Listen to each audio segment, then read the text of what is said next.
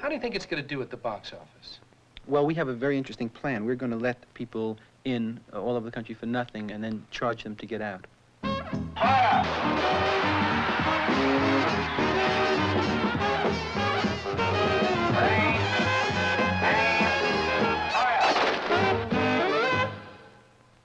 What's the name of the film? The name of the film is Sleeper.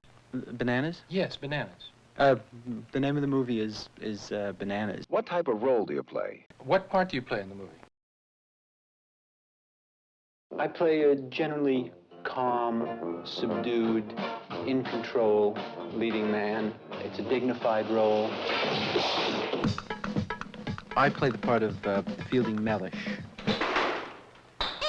who is a tester of products at a small company in New York. Good evening, Your Majesty. It's great to be back here at the palace. You know what the palace is? That's 24 living rooms and a dungeon.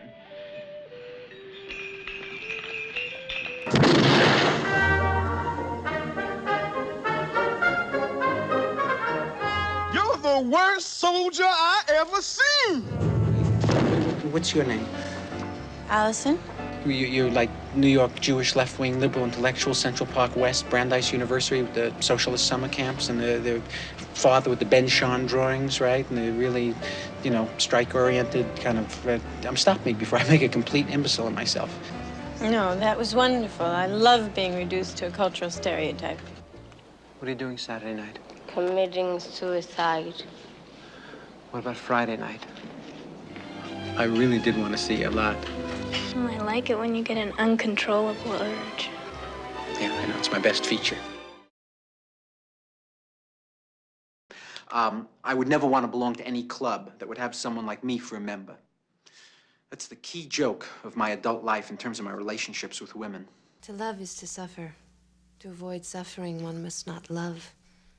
A relationship, I think, is like a shark. You know, it has to constantly move forward or it dies. And I think what we got on our hands is a dead shark. Well, okay, well, tell me, why'd you get a divorce? Why? I got a divorce because my ex-wife left me for another woman. Okay? Really? Mm-hmm. God, that must have been really demoralizing. I don't know. I thought I took it rather well under the circumstances. I tried to run them both over with a car. Take my advice, kid, and forget all this fancy relationship stuff. The world is full of dames. All you gotta do is whistle.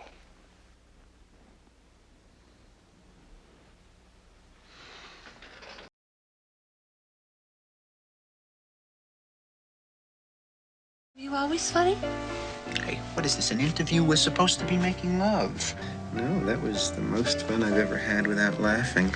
I love you. I love you. Oh, say it in French. Oh, please say it in French. I don't know French. Oh, please. Please. What about Hebrew? We're gonna show some pornographic movies. You need an usher? The one with the VPL. VPL? Visible panty line. Yeah, she's a 10 max, and that's great for you because you're used to 2s, aren't you? Well, it has to be optimistic. All right, why is life worth living? That's a very good question. Well, there are certain things, I guess, that make it worthwhile. Like what? Well, that's essentially how I feel about life. Full of loneliness and misery and suffering and unhappiness. And it's all over much too quickly. Ooh, I would say, what, Groucho Marx? To name one thing. Not a big deal. It's just relax, just be very mellow. I don't respond well to mellow. You know what I mean? I have a tendency to, if I get too mellow, I ripen and then rot. And Willie Mays and the second movement of the Jupiter Symphony. You are so self-righteous, you know? I mean, we're just people. We're just human beings, you know? You think you're God. I gotta model myself after someone. And Louis Armstrong, recording of Potato Head Blues. Isn't nature incredible? To me, nature is, you know, I don't know, spiders and bugs and then big fish eating little fish and then plants eating plants and animals eating. It's like an enormous restaurant. That's the way I see it. Yes, but if God created it, it has to be beautiful, even if his plan's not apparent to us at the moment. Sonia, what if there is no God? Tracy's face.